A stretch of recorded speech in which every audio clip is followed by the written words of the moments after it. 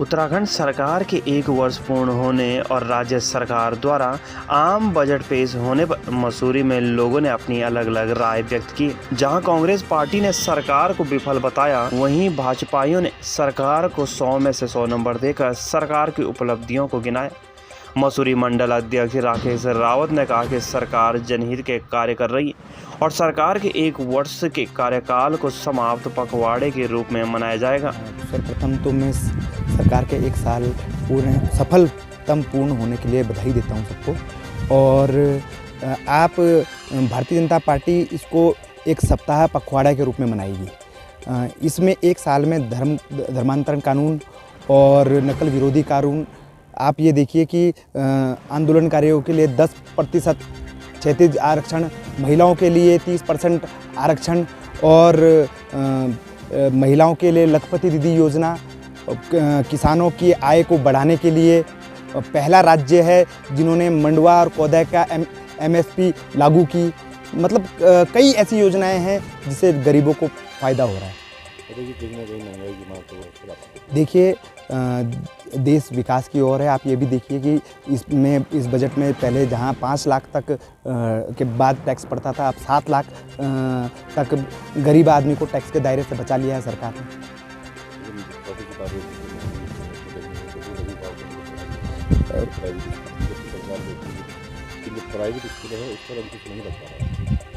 उसके लिए भी सरकार विशेष रूप से प्रयास कर रही है। आप ये देखिए कि अभी जो उत्तराखंड में शिक्षा नीति है उसमें बदलाव आया है। आप हमारे मसूरी में देख लीजिए, आज घनानंद जो एक समय ख़त्म हो गया था स्कूल, आज कहीं ना कहीं लोग अपने बच्चों को वहाँ के एडमिशन के लिए बार बार सिफारिश कर रहे हैं। और आप सरकारी स्कूलों का स्तर बढ़ाने के लिए सरकार लगातार काम कर रही है। क्या मानते हैं आप, ये 1 साल का कार्यकाल बिल्कुल 1 साल का कार्यकाल जो आप ये देखिए कि सिविल कोड लागू किया सरकार ने, जो फैसले के लिए बाकी सरकारें डरती थी, उन फैसलों पे आगे बढ़ के सरकार ने कदम उठाया। क्या जैसे पिछले बार जो कार्यकाल पूरा कर पाएगा? विश्वास रखें, आप धाकड़ धामी हैं, निश्चिंत रहें, कहीं पे भी ऐसा कुछ नहीं होने वाला है। धामी जी की सरकार पूरे 5 साल चलेगी। वहीं भाजपा के वरिष्ठ नेता सतीश डोंडियाल ने कहा कि राज्य सरकार द्वारा विकास योजनाएं संचालित की जा रही, जिसका लाभ आम लोगों को मिल रहा है।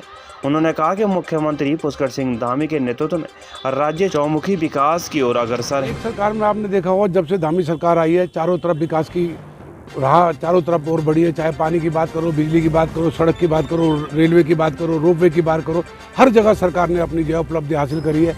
आपने देखा होगा, प्रधानमंत्री जी ने अभी आपका 4 धाम यात्रा में गौरीकुंड तक जाने की व्यवस्था हो, वो रोपवे से जोड़ दिया। बद्रीनाथ केदारनाथ वो रोपवे से जोड़ दिया।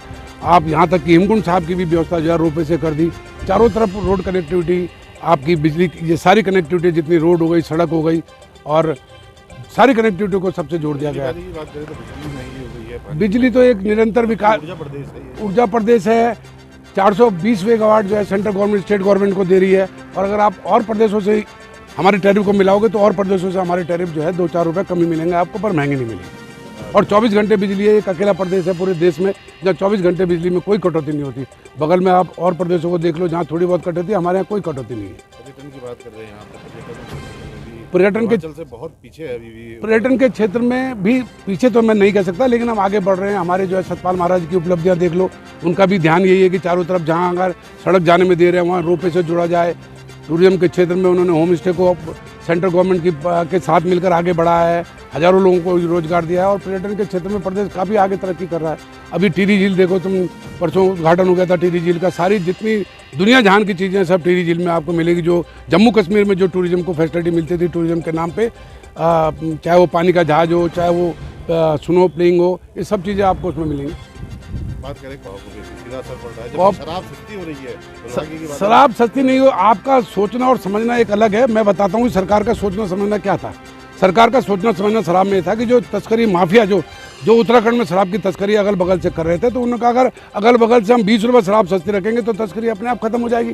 तो ये एक धामी जी की बहुत बढ़िया और कैबिनेट की बहुत अच्छी सोच रही, जिसमें उन्होंने चोट मारी है शराब माफियाओं पे कि जब दूसरे प्रदेशों से शराब हमारे यहाँ 10-20 रुपये सस्ती होगी तो माफिया अपने आप ही जो है उस काम को नहीं करेगा। कॉपी किताब में ऐसा कोई उछाल नहीं आया जिस तरह से आप हो सकता है, मेरे संज्ञान में इतना ज़्यादा है नहीं वाला मामला, लेकिन शराब वाले मैंने बताया कि तस्करी को रोकने के लिए हमें जो है 10-20 रुपये सस्ती करनी पड़ेगी, उससे जो है चोट पहुंचेगी। और कुल मिला के फर्स्ट क्लास धामी सरकार 100 में से 100 नंबर लेकर जो है विकास के पथ पर अग्रसर है। हर घर में देखो आप, अमन चैन शांति है, सुख में है और रोजगार के अवसर आगे बढ़ रहे हैं।